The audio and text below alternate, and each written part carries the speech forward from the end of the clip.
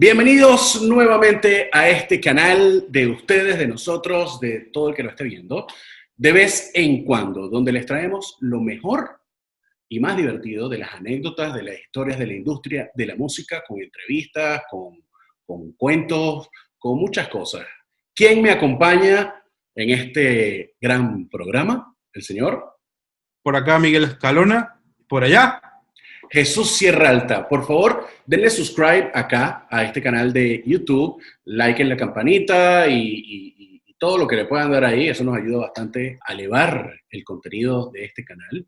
Y también pueden seguirnos a través de Nuestras cuentas de Twitter e Instagram, de vez en cuando solo las vocales, y por nuestro canal de Patreon, de vez en cuando. Correcto. También este web show lo puedes escuchar en formato de podcast a través de Spotify, Apple Podcast y Google Podcast, de vez en cuando. Así es. Y le vamos a dar inicio a este programa que a nosotros nos tiene muy emocionados. Es una persona que ha sido influenciador de la música, una persona poderosísima a nivel de composición y de escenario. Nada más y nada menos nuestro amigo Horacio Blanco, cantante de Desorden Público. Bienvenido, Horacio.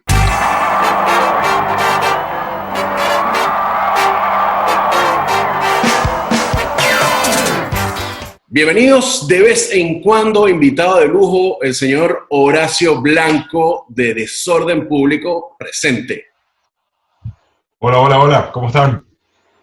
Hola, Horacio, bienvenido a De vez en cuando. Un gusto para nosotros que estés acá compartiendo un poquito tus opiniones, tus experiencias y bueno, nosotros disfrutando un poquito esta conversación contigo que estoy seguro que la vamos a pasar súper. Gracias, aquí estoy a la orden, con mucho gusto. Mira, Horacio, ¿qué edad tenías tú cuando compones Políticos Paralíticos? 14 años. 14 años. Wow. Wow, ¿cómo piensas tú que estaba viendo el Horacio de 14 años, que en ese momento quizás la política no era algo tan relevante en el año 80 y qué? 88, 87. Bueno, no, mucho antes. Esa canción la escribí yo en la última página de un cuaderno del liceo. Y wow. Esa era mi manera de expresarme, ¿no? De escribir poesías con esta visión siempre como muy crítica, también muy sarcástica. Y mi manera, yo no tenía banda, de hecho yo no era músico cuando yo comencé a escribir esas letras de canciones. Yo las escribía, como ya comenté, en la parte de atrás de los cuadernos, y ahí iban quedando esa y otras tantas más. Y luego, yo, como te dije, tenía 14 años, luego cuando Desorden nace, yo tenía 15. Desorden nace cuando yo tenía 15 años. Y entonces, al momento de formar la banda, estábamos el grupo de panas, como suelen formarse muchas bandas, un grupo de amigos que comparten como inquietudes y gustos musicales similares. Entonces, yo digo, mire, yo tengo esta letra de esta canción, aproveché, ¿no? Era el momento estelar para arrancar esa página del cuaderno y traerla a un ensayo. Y les mostré la letra de Políticos Paralíticos, que a todos mis compañeros les gustó, y esa nació como la primera canción en la historia de Desorden, que se compuso la música, esa música que acompaña esa poética, en febrero del año 85. Desorden da su primer concierto en julio de ese año, julio del 85. Es decir, ya esa canción tenía algunos meses ensayándose antes de nosotros presentarnos. Y bueno, fue de ese primer repertorio nuestro primer hit, la primera canción que a ese grupo muy pequeñito de personas que nos vieron en esos primeros conciertos, fue la primera canción que les enganchó. Es tan increíble para nosotros ese tema, porque 35 años más tarde, mira que es una elipsis de tiempo importante, 35 años más tarde no hay concierto al que en el cual nosotros nos presentemos que el público no nos la pida. Y más curioso todavía, muchísima de la gente que pide la canción es mucho más joven que ella, pero mucho más joven que ella.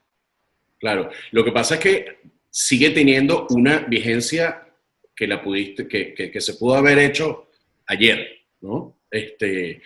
Incluso ese discurso disparatado tiene vigencia también el día de hoy, ¿no? Sí, nosotros quizá de una manera muy, muy naif, una vez más, no quiero que se pierda esto del radar.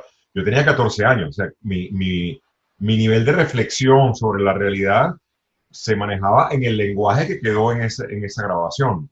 Es todo bastante directo, bastante sencillo, ahí no hay metáfora, ahí no hay nada, eso es echa para adelante lo que sentiste y ya, ¿no? Y bórralo.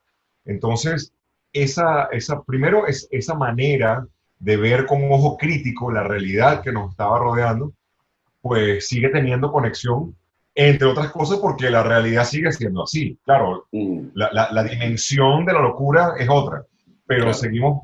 seguimos enfrente de un estamento gubernamental y de poder que es ineficiente, que es corrupto, que es populista, que es un desastre. Eso sigue, eso es un hilo conductor triste de la historia de Venezuela y de Latinoamérica. Y por otra parte, no hay que desvincularlo, pues también la fuerza, la energía de la música también sigue teniendo una fuerte conexión, ¿no? Ahí yo creo que hay un matrimonio muy feliz entre lo que dice, lo que expresa la letra y la rabia con la que se tocan esas tríadas, porque al final son, ¿sabes? Como acordes muy punk, muy sencillo, muy básico todo, y bueno, sigue siendo políticos paralíticos. Y esa canción, así como tuvo un impacto bien fuerte en Venezuela, a nivel internacional también lo tuvo.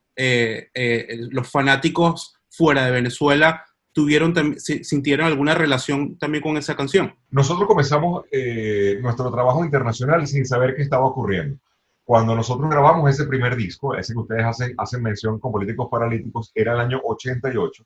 Las realidades del marketing de la música eran radicalmente distintas a lo que son hoy en día. Nosotros estábamos con Sony, con CBS Columbia, corrijo, era CBS Columbia. Sony sería a partir del año 90, era CBS Columbia. Y nosotros entramos a ser como parte de prioridad como el renglón de rock en español para esa compañía. ¿Cuáles eran los mercados que se interesaron por nosotros dentro de CBS? Fueron el mercado de España, el mercado de Argentina, el mercado de Colombia y obviamente Venezuela. Nuestro disco se fabrica y se distribuye en esos 4 mercados.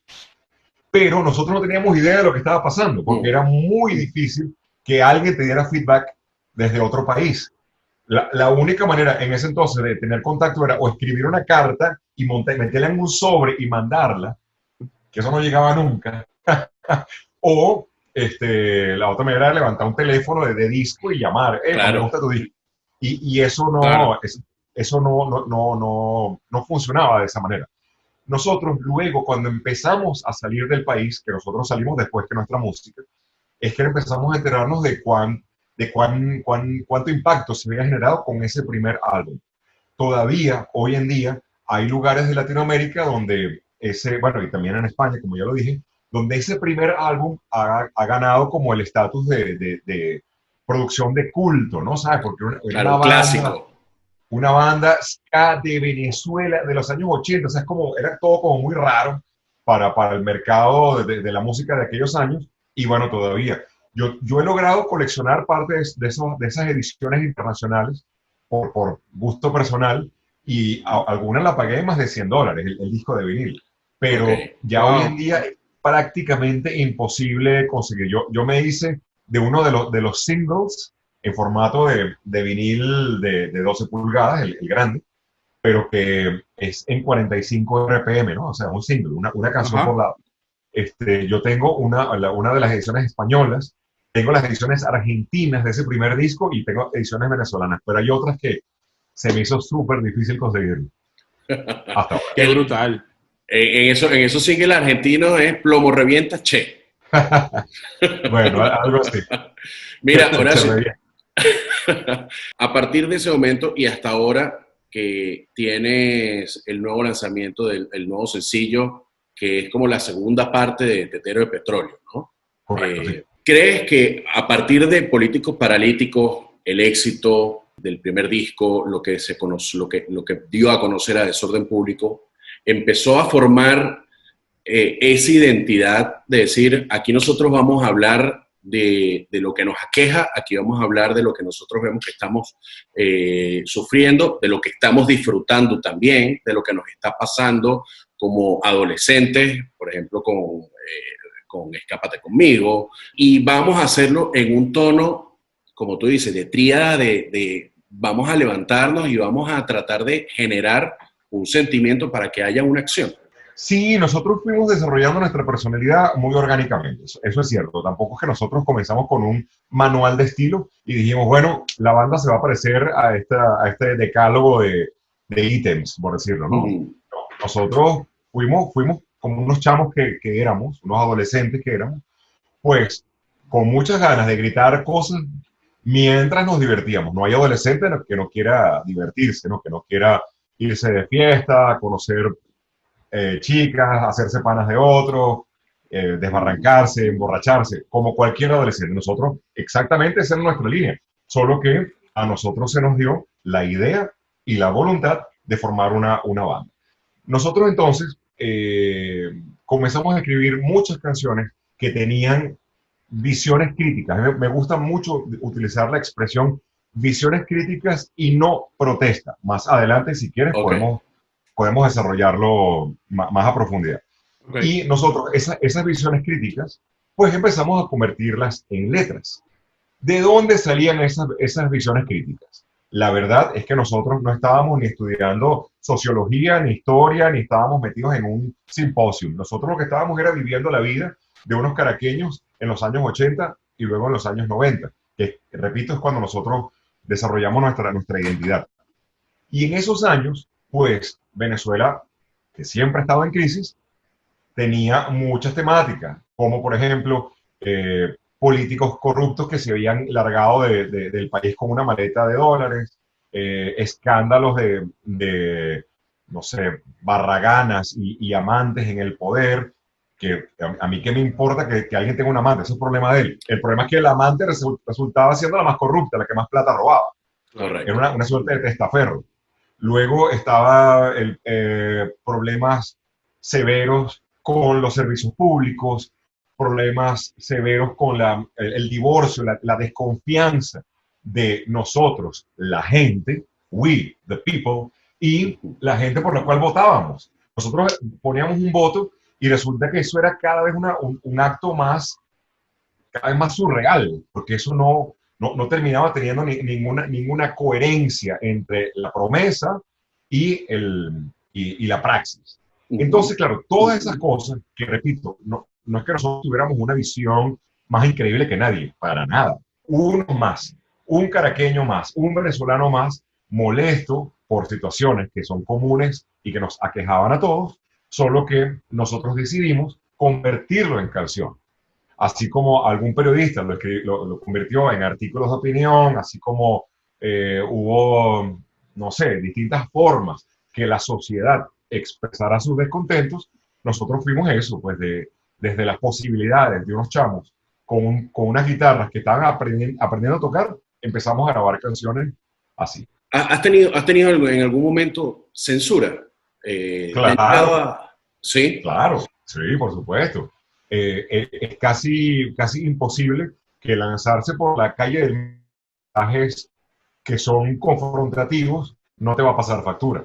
Ya desde el primer álbum, desde ese primer disco, la casa disquera de nosotros, mira este cuento que paradójico. Sony nos graba.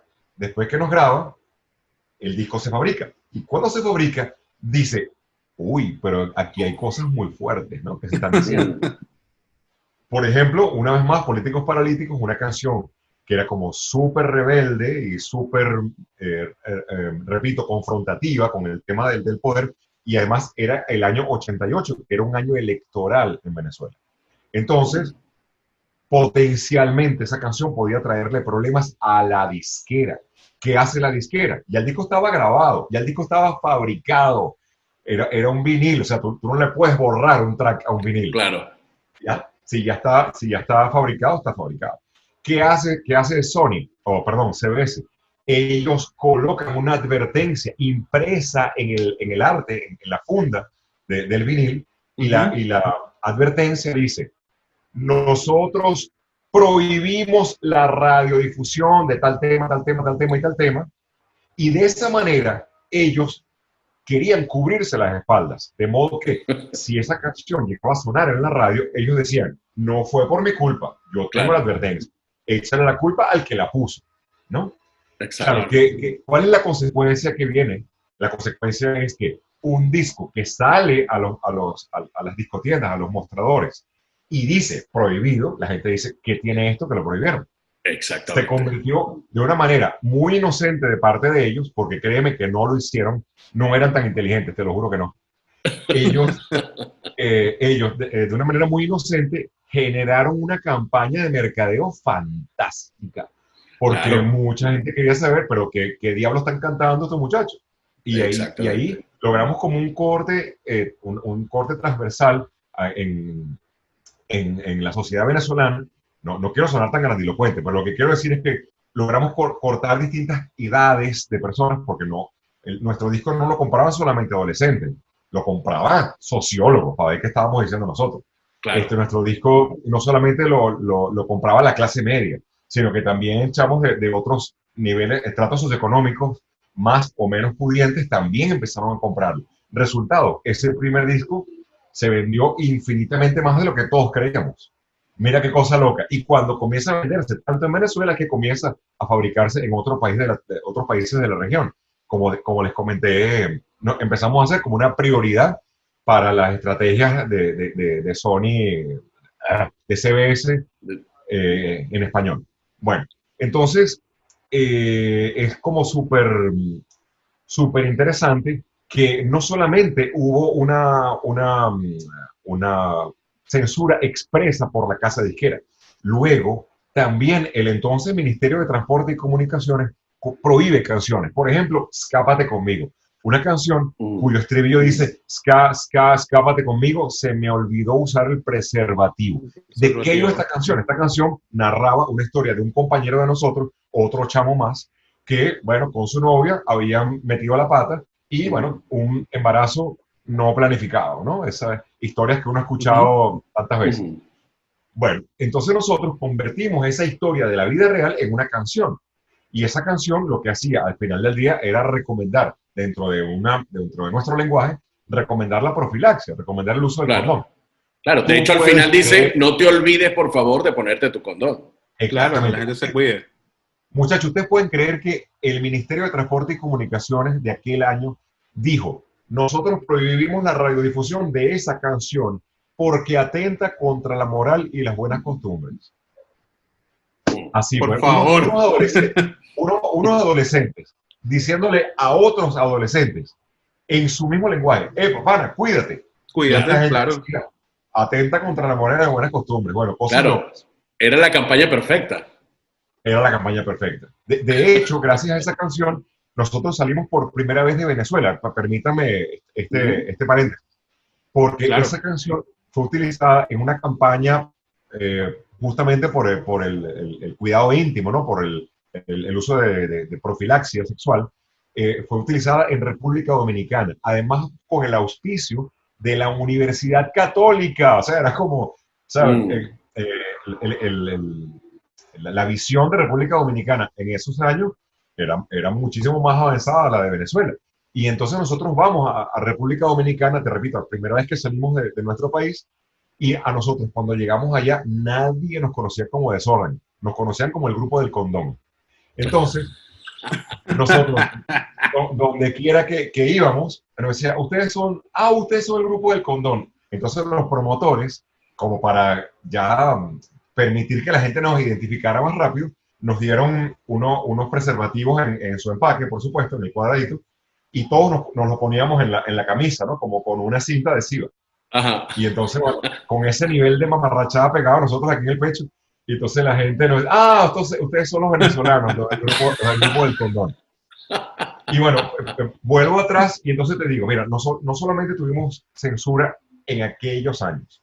Te voy a contar 3 anécdotas muy breves. Estábamos nosotros promocionando una canción llamada El Poder Emborracha, año 2010, hace 10 años.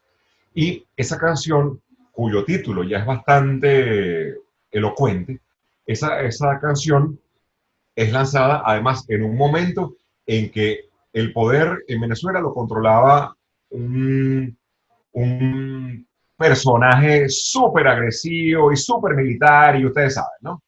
Entonces, esta figura, esta gran figura de poder hegemónico que está en el país, hace que todo el mundo, sobre todo en los medios de comunicación, tenga miedo. Y ahí empieza a operar una cosa que se llama la autocensura. Nosotros fuimos con nuestra canción llamada El Poder Emborracha a tocar la puerta de muchos operadores de radio, muchos de los cuales son amigos de la casa, porque nosotros tenemos muchos años en esto y conocemos a un gentío. Entonces era como decirle, hola brother, ¿cómo estás? Quiero llevarte mi nueva canción. Sí, bienvenido, vamos a escucharla. Llegábamos a la radio con nuestro sencillo, ya era la época de los sencillos en CD. Llegamos con nuestro sencillo y le decimos, mira hermano, escucha esta canción, que además, por cierto, fue grabada con Rubén Albarrán, cantante de Café Tacuba, y que además es un personaje como muy carismático, que canta muy bien y que todo el mundo lo quiere. Todo el mundo quiere al cantante de Café Tacuba, tipo muy buena onda. Entonces nosotros llegamos con nuestro sencillo, mire, y además está el pana de Café Tacuba. Oye, qué chévere, déjame escucharlo. Y con nosotros enfrente, ponían el CD, lo escuchaban, y en un momento la cara les cambiaba, ¿no? Bueno, la respuesta fue 1 y 2 y 40 veces. Perdónennos, muchachos, pero nosotros no podemos arriesgarnos a que nos cierren la radio. Y eso para nosotros fue muy duro, fue un golpe muy duro, porque ya era la autocensura en el mundo real, ya no era un tema teórico, ¿no? Ahí estaba el musicalizador de la radio diciéndonos, muchachos, perdónenme, pero si a mí me cierran esta radio, se queda un gentío sin trabajo, se quedan un montón de clientes en el aire, no puedo. Otro episodio, nos invitan a tocar en un festival llamado Suena Caracas. Ese es un festival de auspicio gubernamental, un festival que se realizaba en una plaza pública de la ciudad y en esa oportunidad había nombres importantes de la escena latinoamericana. Estaba, por ejemplo, Café Tacuba, una vez más mencionó al grupo del pana Rubén. Estaba Cultura Profética, su banda súper conocida del reggae de Puerto Rico. Estaba Desorden y otras bandas más. Nosotros accedemos a tocar a este festival y permítanme contarles que se generó como un tema súper tenso en redes sociales, sobre todo en Twitter, ¿no? Esto de, por un lado, nos decían, ¿cómo ustedes van a tocar en un evento de auspicio del gobierno? Ustedes son unos vendidos y tal. Bueno, y por el otro lado, nos decían los radicales del otro lado, ¿cómo unos escuálidos se van a montar en una tarima del pueblo? Ustedes van a saber lo que es la furia, cuidado si se nos escapa un tiro a alguno de los músicos. A ese nivel. ¡Wow! Una locura. Qué fuerte. Muy fuerte que además, ¿sabes? Había obviamente mucha fanfarronada, obvio. Pero detrás del teclado puedes decir muchas cosas, ¿no? Claro. Y con un seudónimo cualquier dice lo que sea. Pero también es cierto que nosotros como músicos estábamos metidos en una tormenta, ¿no? Era un remolino y, ¿sabes? Era como, de verdad, créanme que era muy tormentoso, ¿no? Los días previos a ese evento. Bueno, nosotros igual ya habíamos dicho que sí. Nos montamos en el escenario y ese día estrenamos una canción que se llama Todo está muy normal. Todo está muy normal es una canción súper crítica.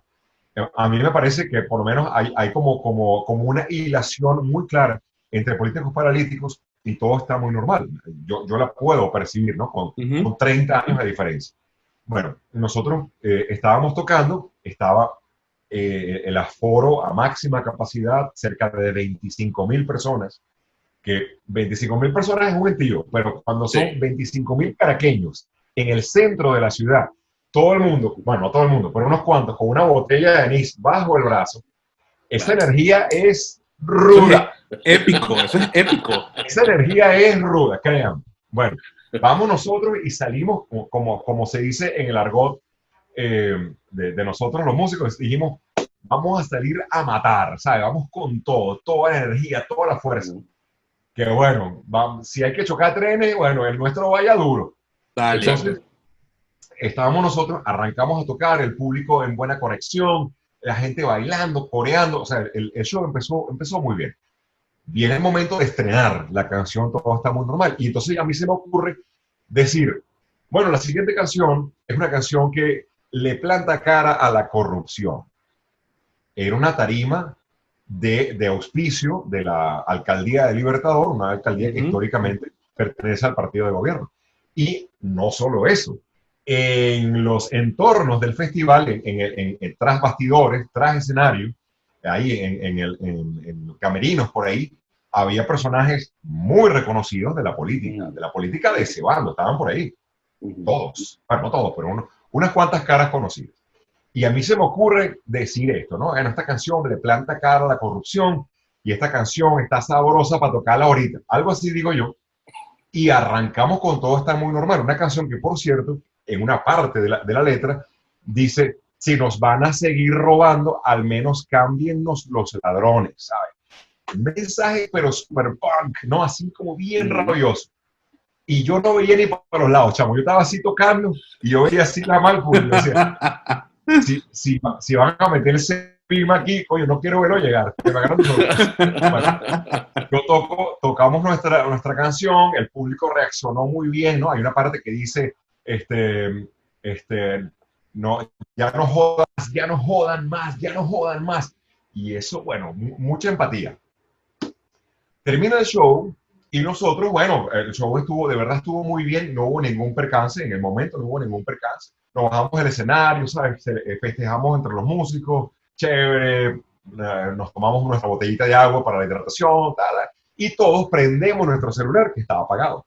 Cuando prendemos los celulares en el camerino, todos los celulares parecían una ametralladora de campanita, ¿no? O sea, cuando tienes el teléfono apagado y te llegan 1000 mensajes. Sí.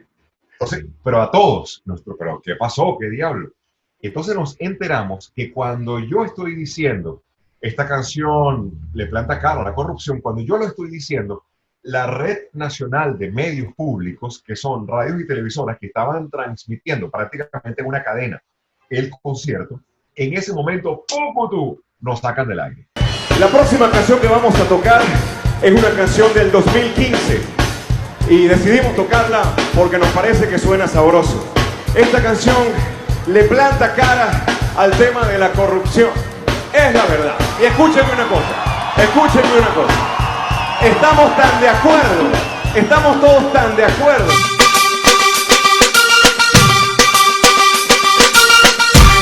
Censura. Cortaron. Pura y dura al mejor estilo de la censura histórica. Claro. Nos sacaron del aire y la canción no salió. Claro, nosotros ni nos habíamos enterado porque estábamos tocando, no sabíamos cuando algún personaje decidió, en algún máster de la sala de transmisiones, decidió off, ¿no? Sacarnos del aire. Entonces, el debate se convierte en otra cosa. Nosotros entramos entonces en el medio de una locura sobre libertad de expresión. Claro. Y entonces, ahí se arma una zampablera, como se dice, y pasamos durante 3 días trending topic, ¿no? En Twitter, sobre libertad de expresión, derecho de los artistas a ser libres en su poética, ¿sabes? Se puso sabrosa la cosa, muy sabrosa. La efervescencia de esa locura llega hasta Miraflores. Y entonces, quien entonces estaba sentado en esa silla, y sigue ahí, Maduro agarra y en una alocución televisada dice, por ahí me enteré que esta banda de los 90, claro, él tratando siempre, ¿no? De disfrazarlo. Como una banda pasada de moda, prácticamente lo que nos estaba diciendo, esa banda de los 90, por ahí cantó sus canciones muy críticas. ¿Saben qué? Me parece muy bien que critiquen a los que lo hacen mal. Él como lavándose las manos, ¿no? Como que eso no es conmigo. Claro. Típico speech de un político, ¿no? Sí. Me parece muy bien. Y bueno, sigan con lo suyo, sigan con su rock pesado. Eso es inolvidable. Que tipo de rock bueno. Famoso de los años 90, Desorden Público, que cantó sus canciones de los años 90, bien crítica contra la corrupción. Muy bien, muchachos, sigan así, batallando con toda su música contra la corrupción y todo lo mal hecho. Quien lo haga mal, váyansela encima con su música y con su rock pesado. Ana, yo estaba en mi casa manguareando y de repente me llaman por teléfono, otra vez más al celular. cuando me llama un pana y digo, brother, ¿qué pasó? Y me dice, chamo, Maduro está hablando de ti en la televisión. ¡No! Eso puede ser lo peor que te pueda pasar a ti en la vida, ¿no? Claro. Claro. Empieza a ver por la ventana, empieza a decir, ¿qué hago? Claro. Prendo la tele y ya había pasado, porque en realidad fueron como pocos segundos. Pero luego conseguimos en YouTube eso que el tipo dice. ¿Y qué hicimos nosotros? Los ampliamos. Ok. Bien. Y lo metimos en la grabación de la canción. Cuando nos metimos en estudio a grabar la canción, todo está muy normal. Cuando la escuchen, así quedó. Nosotros ampliamos a este señor Maduro, mencionándonos a nosotros y diciéndonos, ¿saben qué? Sigan criticando con todo su rock pesado. Y ahí está tu rock pesado, cabeceñada, me agarra. Qué bueno, qué buen Bueno, cuento. qué buen cuento, qué buen cuento, man, qué buen Muchos cuento. eventos de censura. Claro. Sí. Mira, y Horacio, ¿te has sentido influido por alguna banda para tu forma de escribir, tu forma de tener ese pensamiento crítico?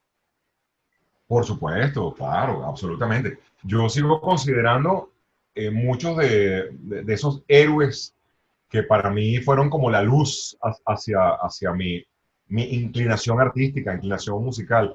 En los años 80 para mí siguen siendo así como, wow, reverenciales, ¿no? Tengo, bueno, a Jello Biafra, de Dead Kennedys, como un súper letrista. Tengo a Joe Strummer, de The Clash, como otro de los grandes. De hecho, les voy a hacer una infidencia acá. Lo que yo aprendí de inglés en la vida, lo aprendí escuchando las canciones en inglés con el texto que venía impreso en el cassette. Bueno, yo compraba viniles y después CDs, ¿no? Una de las cosas que más me encantaba a mí de comprar el disco en formato físico, de tenerlo, y no que me grabaran un cassette o que luego me dieran el MP3. De lo que me gusta es poder leer las letras. Para mí es un trip, es una experiencia. Bueno, Claro. entonces yo leyendo las letras de Dead Kennedys o las letras de Clash, mientras las escuchaba, y obviamente buscando en el diccionario las palabras que no conocía, ahí fui como haciéndome mis conocimientos de habla inglesa, que tampoco es que soy así el hijo de Shakespeare, ¿no? Pero bueno, algo puedo decir y algo puedo entender. Se lo debo mucho a eso, a la música. Bueno, yo le sigo teniendo todavía muchísimo respeto a Marley, me parece que también fue un tipo súper brutal en estos días de tanta explosión social, ¿no? Y además con este tema del racismo otra vez Sí. en el debate. Está bueno revisar a Bob Marley, tipo que escribió cosas súper lúcidas hace ya más de 40 años atrás. Y que ahora, además, entonces entra otra canción de Desorden Público, dice, el racismo es una enfermedad, ¿no? Sí.